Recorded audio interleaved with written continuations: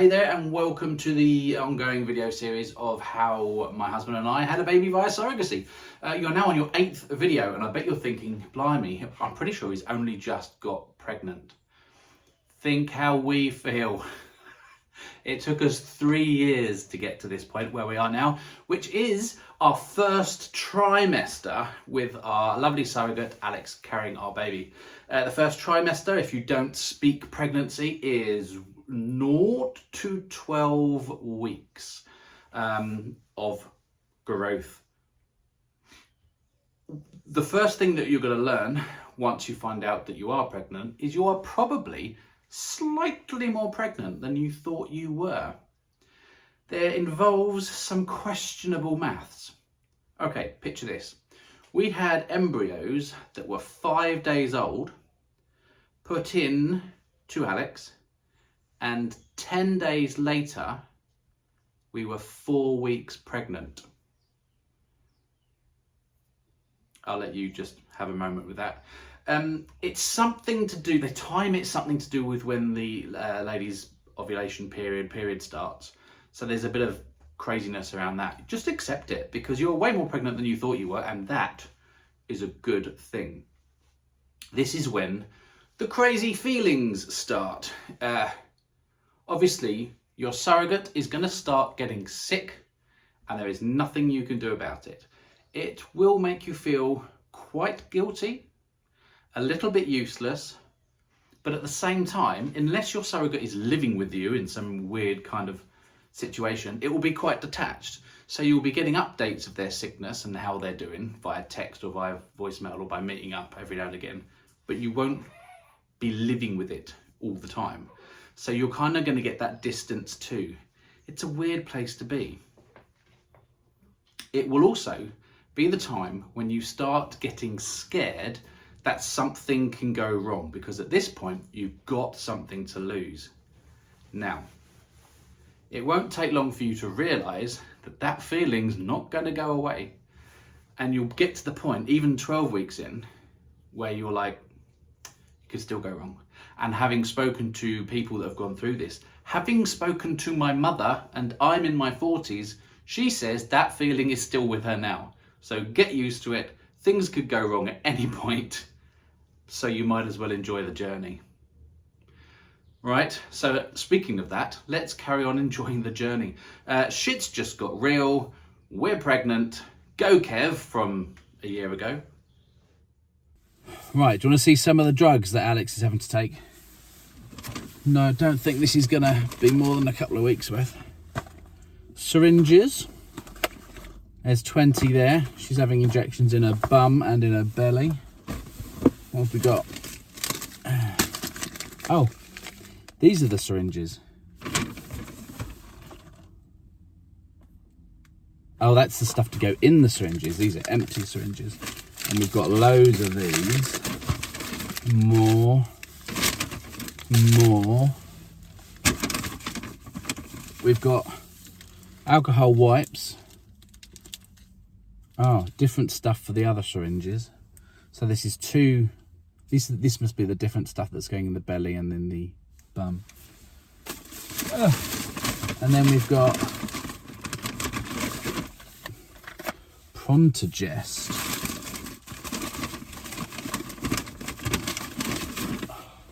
Prontigest and aspirin. Progesterone. Either way, Alex is rattling. She's doing all right though. Her skin is officially glowing. That's a thing, apparently. It's like blood rushing to the surface or something. She's had a couple of people actually say, oh, your skin is glowing. And what do you even say at that point? Oh, that's nice. I'm just a bit sweaty. I mean, we're all trying to keep it under wraps still. It's very early. We're not even 5 weeks yet.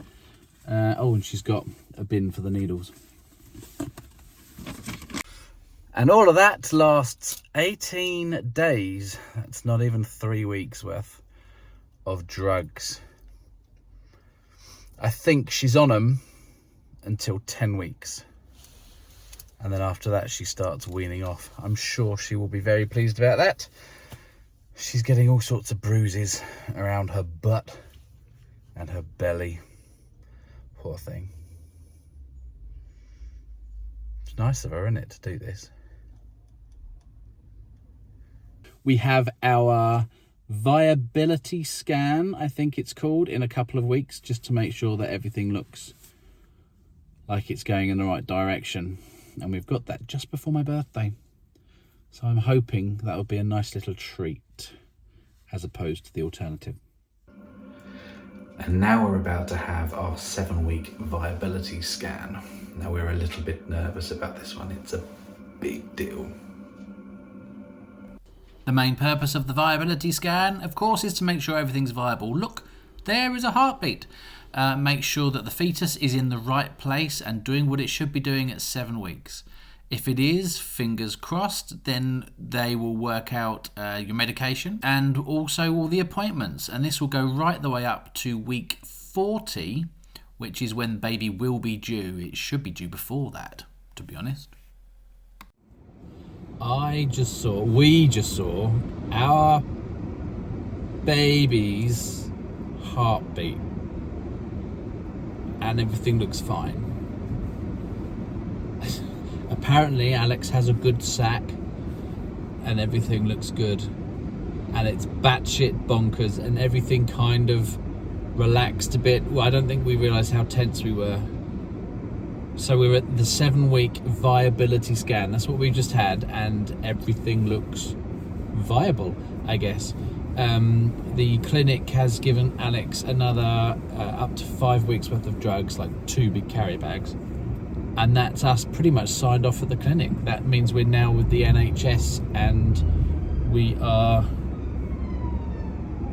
gonna get a midwife, and we're no longer a clinic case, and we are now pregnant, well, surrogate, throuple, couple.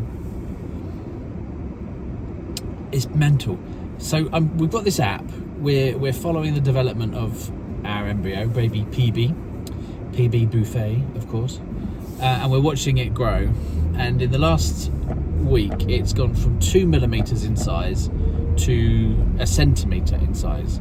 And we're looking at this scan, and we can see the heartbeat. It's flickering really fast within this 1 centimeter size thing. Obviously, they'd zoomed in.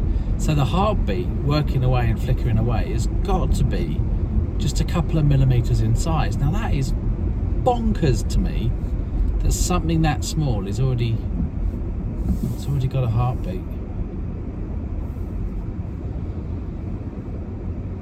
So next up, get a midwife. Well, that's already on the way, that's been sorted, so midwife appointment. We'll wait till 12 weeks, so 5 weeks time, before telling anyone else. Parents will be first. We'll do something special for the mums.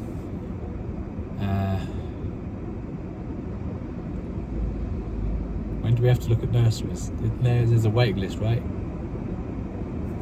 Maybe we should do that. Right, fingers crossed. Everything will be good. Everything works for now. It's still early. Chances that things can go wrong are still there. They drastically start to reduce now. I think at 12 weeks, that's when the likelihood of things going wrong really flattens out.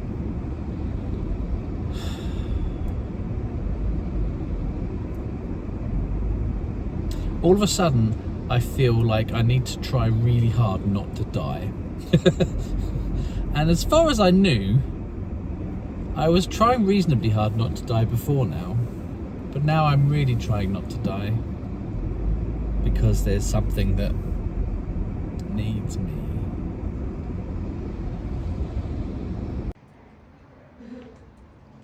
The first midwife appointment is basically a getting to know you, taking family history and whatnot. We made it very clear from early on that we were a surrogacy journey and to expect 3 of us. We had no issues. They were eager, in fact.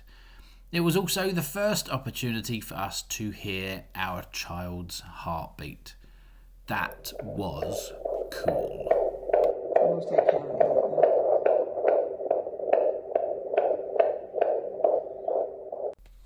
You'll also receive this workbook, which healthcare workers and midwives will be going through for the rest of the pregnancy and beyond, in fact. Oh, I love a workbook. Well, the midwife was interesting. She had never done a same-sex surrogacy case before, was keen to do one, was friendly and lovely and wonderful, kept getting a few things wrong, not phrasing things right. I think some of that was due to the computer system being set up in a certain way. There was a lot of talking to Alex and saying, oh, your baby's going to be, and she was saying, not my baby, it's theirs. There's a lot of filling in about the father. She kind of tried to include the two of us, but it was very apparent that only one of us was necessary.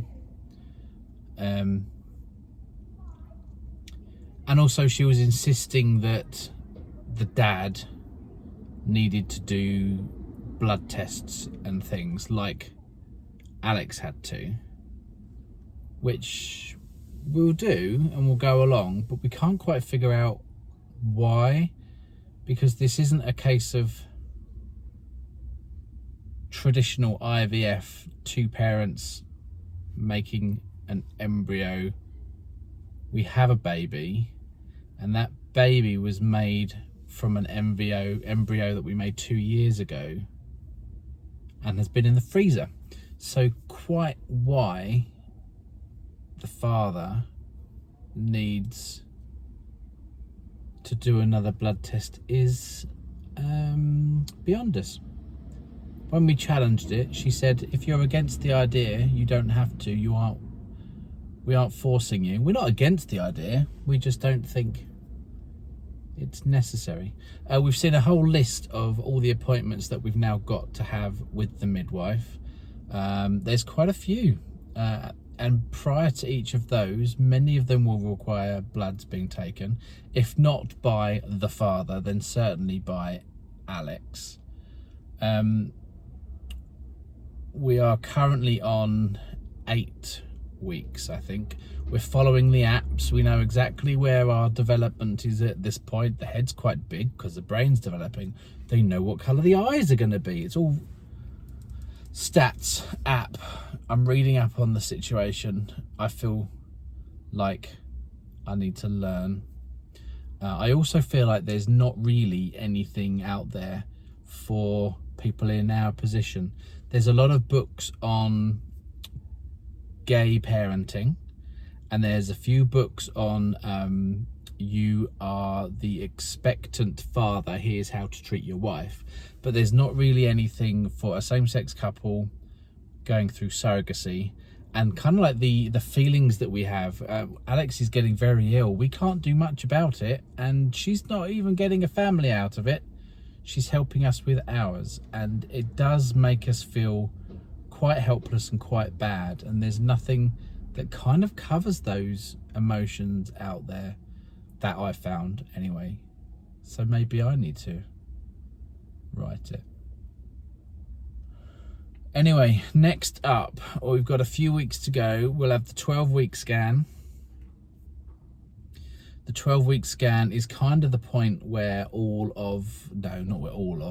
where the risks kind of flatten out a bit. And once we've got to 12 weeks, we will tell the parents and siblings, and we will tell our bosses. That's a whole other conversation that I'll need to have. I think my employers will be rather surprised to find that I am after paternity leave. We'll cross that bridge when we come to it.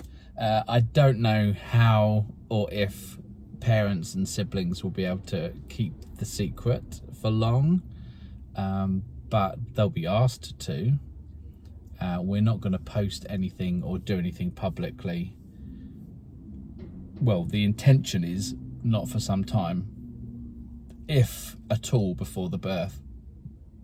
Although realistically, I can't see that happening. And as the weeks pop by, Alex continues to have her injections in her belly and her bum. We even took part and helped ourselves on occasion. The most memorable being in a welcome break car park. That was a special occasion.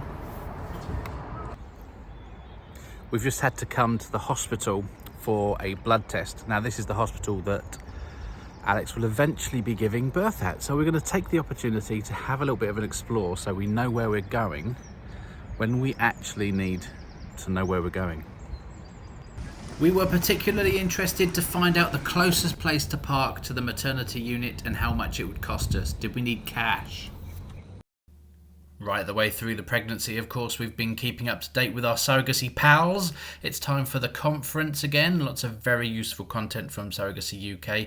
And we were drinking. Well, we were pretending to drink because it was too early to announce baby. At the 12-week mark, we were back at the hospital for our first official hospital appointment. Appropriately enough, it is called 12-week scan. And it's an important milestone. 12-week scan then. Well, we were nervous. We were nervous for the 12-week scan, but then the magic was kind of sapped out of the room. Sapped fairly swiftly when the nurse decided, no, policy states only one person can go with the pregnant lady into the room. That's one of the fears that we had, that enough people still aren't used to it. And in the great scheme of things, with the number of pregnancies that they deal with, there can't be very many yet that are surrogacy related. So they weren't immediately eager to allow both myself and Michael in with Alex when we had the 12-week scan. Alex was having none of it. So of course we both ended up being in there. And we had no doubt, but it sort of stopped it being as magical as we'd hoped, unfortunately, and made it a little bit uncomfortable. So we saw the baby on the screen. Excellent, wonderful. But we were already a bit deflated at that point, so that was a real shame. The best bit was when Alex got a little jiggle as they were scanning, and we saw the baby squiggling and moving around, trying to get comfortable again. He/she was just kicking back, one finger up their nose, the other one behind their head, one leg kind of like sticking up, and the other one just sort of bent forward. Basically how Michael and I both sleep.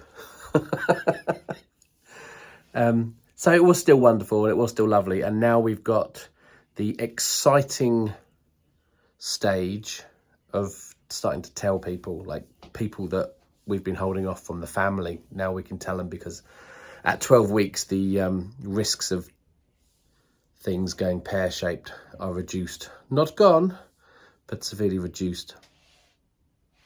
So that's good. I'm sure there's more I should be saying. But yeah, the hospital, I think it's a bit hit and miss when it comes to staff.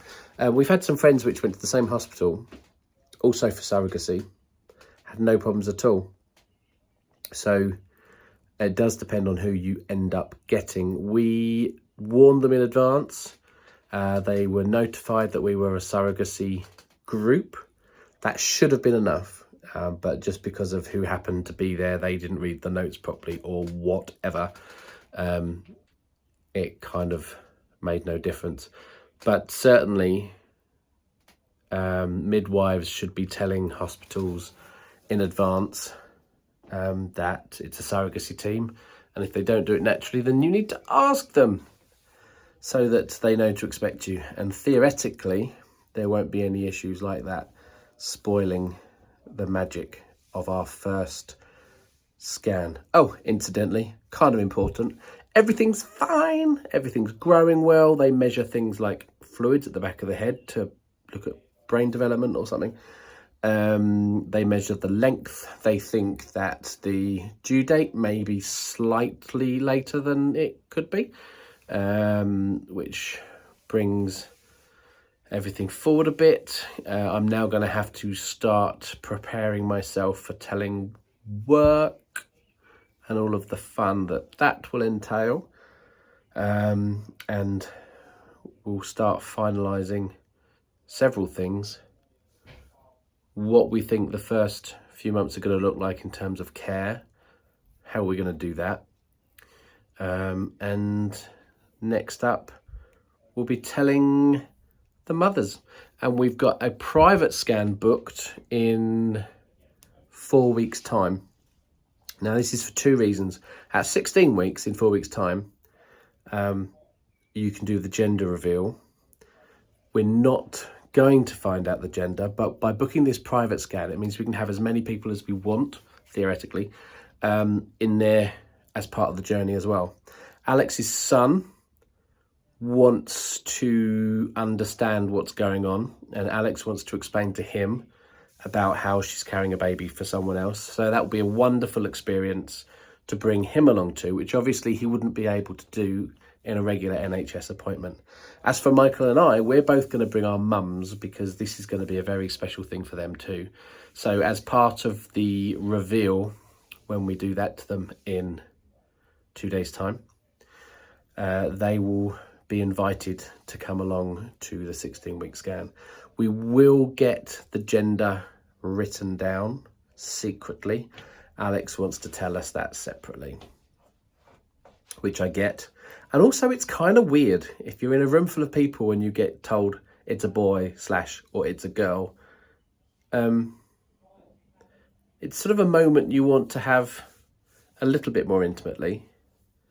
And also, will everyone be watching each other? Like, oh, did you want a boy? Did you want a girl? I don't know.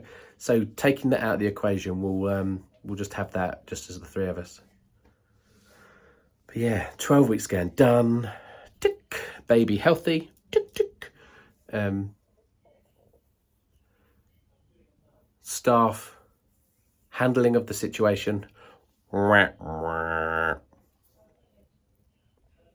Yeah.